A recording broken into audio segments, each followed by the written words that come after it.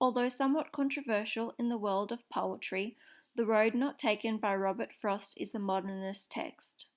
Although being a modernist text, because it was produced so early in the modernist era, 1916, there are still some elements of traditionalism present within this poem.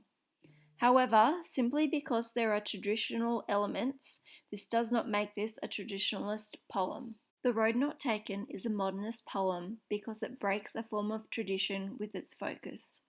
The poem explores individualism and champions the ideal of the self rather than an entity such as religion, government, or class, which were highly explored throughout previous eras of poetry.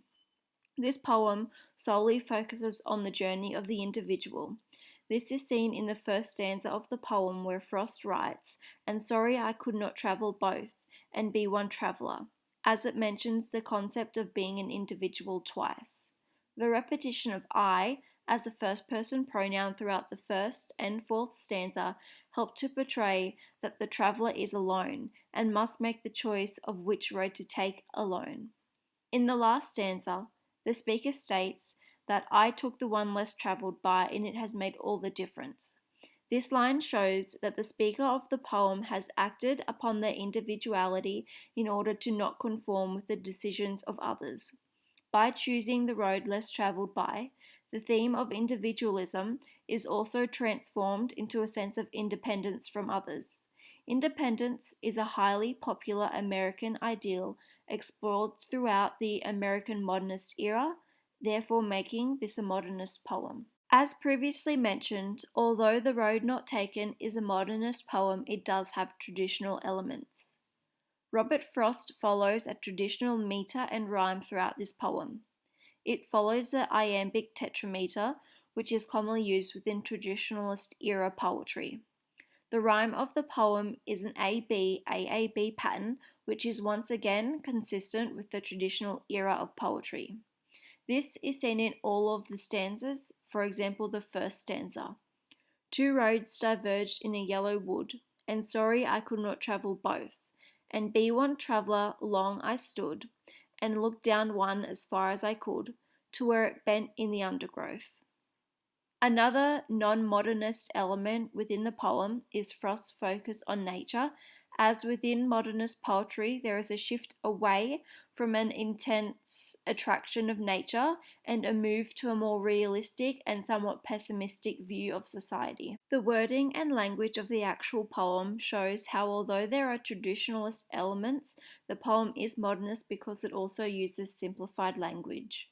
Previous to the modernist era, poetry exhibited ornamental and archaic language, such as in the Romantic era.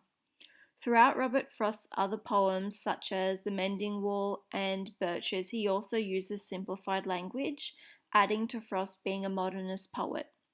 The symbols and metaphors present within The Road Not Taken shows the creative style present within the modernist era, reinforcing this as a modernist text. The imagery of the wood is seen to represent the indecision experienced by the speaker.